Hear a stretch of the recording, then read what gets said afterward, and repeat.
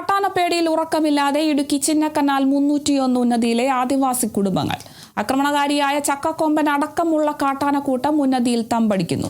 കാട്ടാനയെ തുരത്താൻ വേണ്ട സംവിധാനങ്ങളില്ലാതെ പ്രതിസന്ധിയിലാണ് സ്പെഷ്യൽ RRT സംഘം.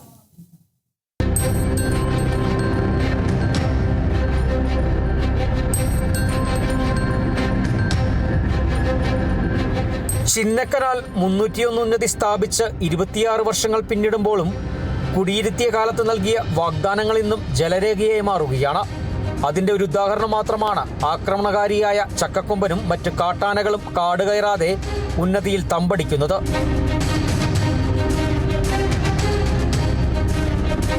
ആദിവാസി പുനരധിവാസ പദ്ധതി നടപ്പിലാക്കി കാൽനൂറ്റാണ്ട് പിന്നിടുമ്പോഴും വന്യജീവി പ്രതിരോധത്തിനായി കിടങ്ങോ ഫെൻസിങ്ങോ തീർത്തിട്ടില്ല. ആനയിറങ്കലിൽ വെള്ളം കുടിക്കാനെത്തുന്ന കാട്ടാനകൾ തമ്പടിക്കുന്നത് രാത്രി പകൽ വ്യത്യാസമില്ലാതെ 301-ൽ. ജീവൻ ഭയന്ന് ഉറങ്ങാൻ പോലും കഴിയാതെ ദുരിതമനുഭവിക്കുകയാണ് ഇവിടുത്തെ കുടുംബങ്ങൾ. കാട്ടാന പ്രതിരോധത്തിനായി വനംവകുപ്പ് നിയമിച്ചിരിക്കുന്ന RRT സംഘത്തിനാകട്ടെ വേണ്ട ഒരുവിധ സംവിധാനങ്ങളുമില്ല. രാത്രികാലത്ത് കാട്ടാനയിറങ്ങിയാൽ വെളിച്ചത്തിന് ഒരു ടോർച്ച് പോലും നൽകിയിട്ടില്ല.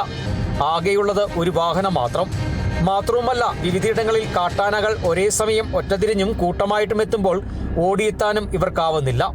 പല ദിവസങ്ങളിലും ഉറക്കമില്ലാതെ ജോലി ചെയ്യേണ്ട അവസ്ഥയും. ചിന്നക്കനാലിൽ ആനക്കലിയുടെ ഇരകൾ ഇനിയും ഉണ്ടാകാതിരിക്കണമെങ്കിൽ സർക്കാർ ശാശ്വതമായ പ്രതിരോധ പദ്ധതി നടപ്പിലാക്കണം. Kerala vision news, Idukki.